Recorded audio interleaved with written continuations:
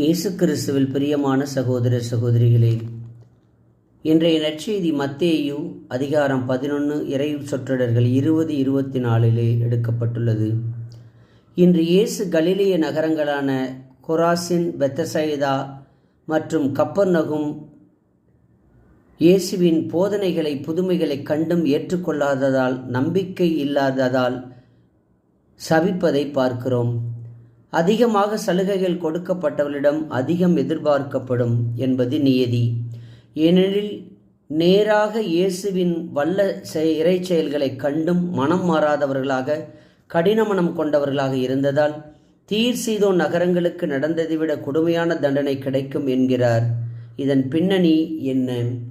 கப்பர்நகும் இயேசுவுக்கு பரிட்சமான கலிலேய பணியில் ஒரு மையமான இடமாக கொண்டிருந்தார் இயேசு. கொராசின், பெத்தசாய்தா கலிலேய கடலின் வடபுறம் அமைந்துள்ள மீனவ நகரங்கள். இவைகள் இயேசுவின் போதனைகள், புதுமைகள், அற்புதங்களை கண்கூடாக அதிகம் கண்டவர்கள்.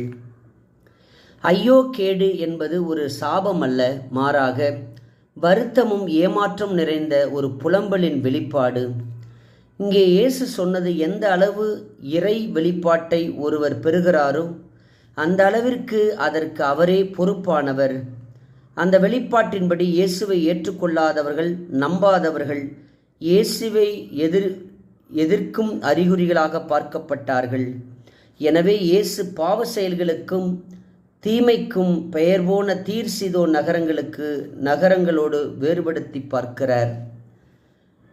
வளமைக்கும் கொடுமையின் செயல்களுக்கும் பெயர் போன நகரங்கள் தான் இந்த தீர் சீதோன். இறைவாக்கினர்களான இசையாஸ், எசேக்கியேல் இந்த நகரங்களின் கொடுமைகளை கண்டித்தார்கள்.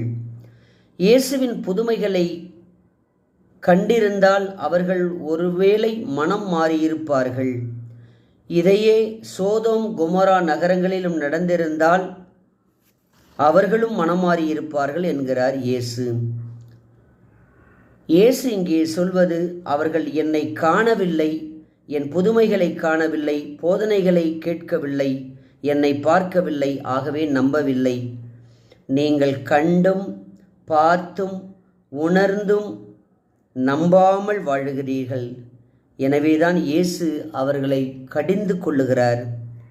இயேசுவின் வார்த்தைகளை கேட்கும்